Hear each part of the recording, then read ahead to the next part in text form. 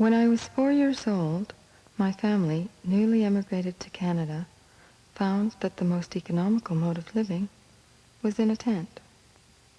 Months of my childhood were spent waking up to the natural splendor of the Canadian wilderness. I recall bright sunshine and walking through tall blades of grass. We do not always choose to live where we do, and if we are so lucky as to choose the locale, we cannot often choose the abode. Standing on the edge of an oasis in Nafta and looking out onto the Sahara Desert makes you feel as if you were on the rim of the world. You become the horizon.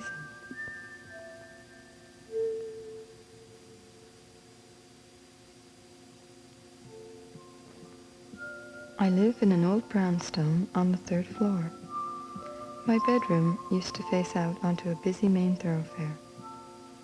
The streetcars passed by day and night with unrelenting consistency. I moved my bed to the small room at the back.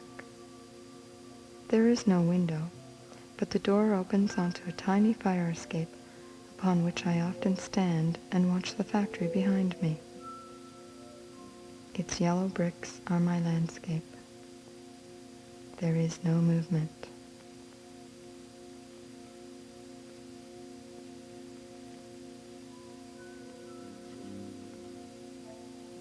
I went to the high Arctic for a year. While not expecting to live in an igloo, I was still totally unprepared for the 2-story prefabricated unit which was provided complete with fake colonial-style furniture and 2 sets of dishes. Each of the 16 non-Inuit households were given exactly the same government-issue supplies and furnishings. To visit one of the other white families was always, for me, to experience a strange sense of déjà vu.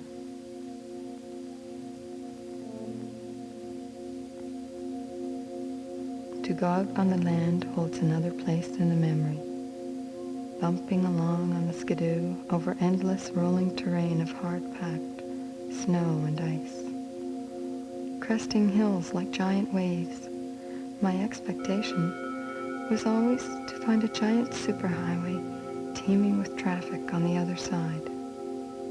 But the scene never changed. The land went forever. The sky went forever. There was no horizon. There were no walls.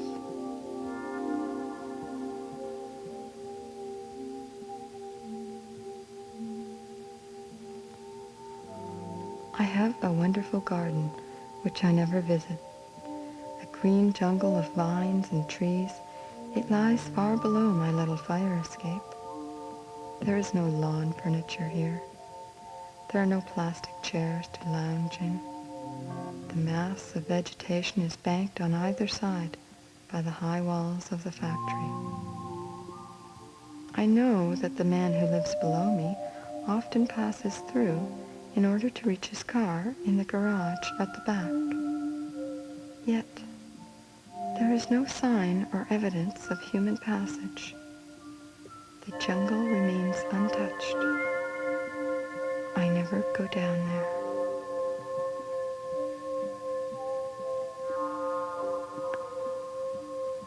In Tunisia, my room was a small hole in the ground, one of a series of catacomb-like structures dug into the earth.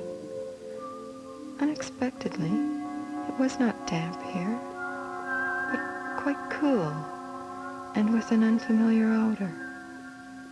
Not unpleasant.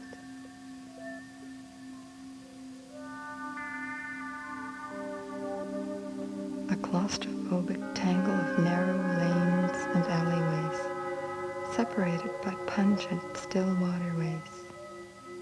This was not the Venice which the picture books and films had prepared me for. High walls, overly decorative, like too much icing on the cake. Too rich, with little room left for the speculation of the brain or the eye.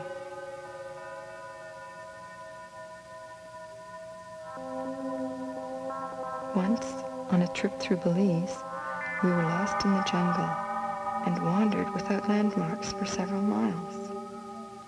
Lost and with dusk approaching, we came upon a small village. I was astonished to find in the 20th century a scene from a glossy nature magazine. The natives here lived in small, one-room grass huts and wore simple clothing made from grass. The only stone building was the church on whose pews we slept. In the morning, the children approached us and invited us into their homes. There were no furnishings. The people ate and slept on grass mats on the floor. Through sign language, they explained to us that they did not care for the construction of the church, whose benches were hard and uncomfortable to sit on, and whose stone walls kept the air still and dead inside. In the grass huts, we could feel the breeze on our skin.